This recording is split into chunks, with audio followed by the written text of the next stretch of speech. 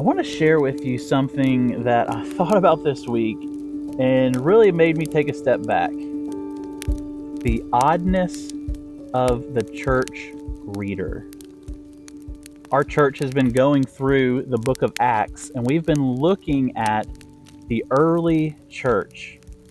And we've been asking ourselves this question: what would the church look like today if we only lived like they did in the book of Acts? We see that they devoted themselves to things like the apostles' teaching, to the breaking of bread, to prayer, and other things. And it's amazing to see how close the church was to each other. They were really living out as Jesus commanded us to live out, that the world would know your love by your love for one another. The world will know that we are his disciples by our love for one another. And as a pastor, I strive for that at my church. I strive that we would know each other and love each other unconditionally, that we would challenge each other, that we would support each other, that we would bear one another's burdens and all of the one another's in Scripture. And yet, oftentimes, we have no sense of community. I heard a story about a guy who went to church and no one spoke to him. And the reason no one spoke to him is because he arrived late. And he made it into the worship service late. The sermon was already going, and people were just giving him the death stare. He was maybe a little bit of an interruption and a little bit of awkwardness, and people didn't like it. Well, he left feeling discouraged, and a couple days later, he went to an Alcoholics Anonymous meeting. And he arrived late. And when he showed up, everyone stood up. And they shook his hand and they hugged him and they celebrated that he even made it. They didn't care that he was late. They were celebrating that he actually made it there.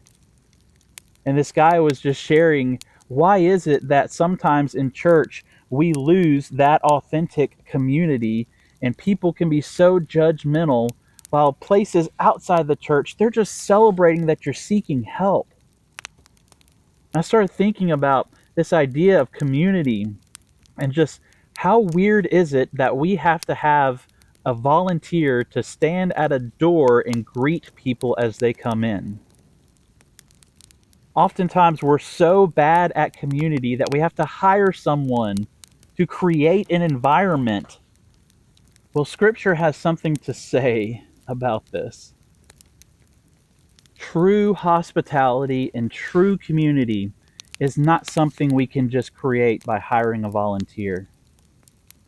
The idea of a church greeter is nowhere in Scripture, and it's kind of weird compared to what Scripture actually tells us. In Romans chapter 12, it says this. It says, "Share with the Lord's people who are in need.